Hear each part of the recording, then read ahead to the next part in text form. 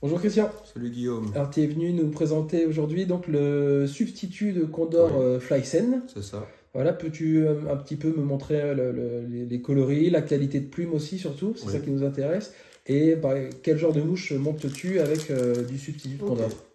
Bah écoute, donc tu pourrais prendre les uns après les autres les différentes questions que tu m'as posées. Donc, au niveau de la qualité et de la quantité, bah, c'est un morceau de plume comme ceci.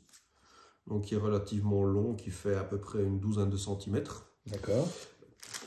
Avec des fibres qui font plus ou moins 5 centimètres. Et alors en termes de diversité de couleurs, je vais te les présenter. Alors ça va donc à la base du blanc. Donc le blanc qui sert à faire toutes les mouches blanches, mais aussi à éventuellement colorer. Si quelqu'un veut teinter sa plume pour avoir une couleur vraiment très précise, il peut partir du blanc ou du light kyle. Donc voilà les deux couleurs les plus claires. Ensuite,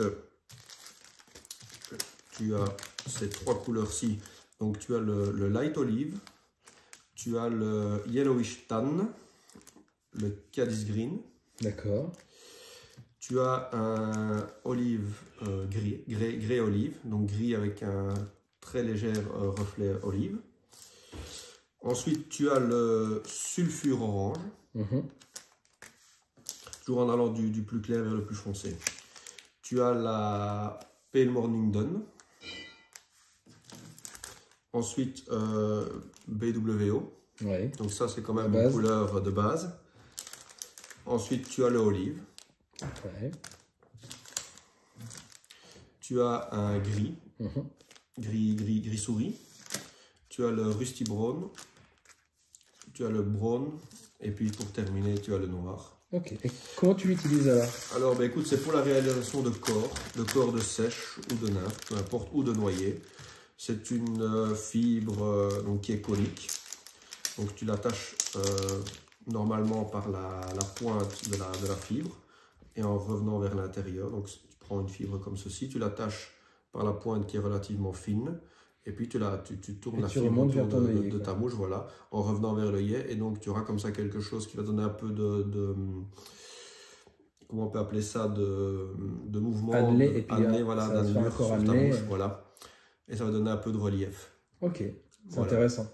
Et alors, en fonction de la taille de la mouche que tu vas monter, tu utiliseras des plumes plus fines au plus large. Ok, super. Voilà. Pas mal, ça a l'air d'être une plume qui n'est pas si utilisée que ça, mais qui peut permettre de faire des corps assez intéressants aussi. Et que ce soit pour la sèche, les émergentes ou oui. Écoute, même la noyer. Voilà, ça coûte pas très cher. Ça fait des ventes. Le Condor, c'est pas cher. Enfin, du substitut, c'est pas cher. Ça fait de chouettes mouches, c'est naturel. Tu as un panel de couleurs qui est quand même large. Tu as une dizaine de couleurs. Donc, puis avec une plume, on peut faire énormément de mouches. Tu fais beaucoup de mouches avec une plume. C'est clair. Merci Christian. Voilà, je t'en prie.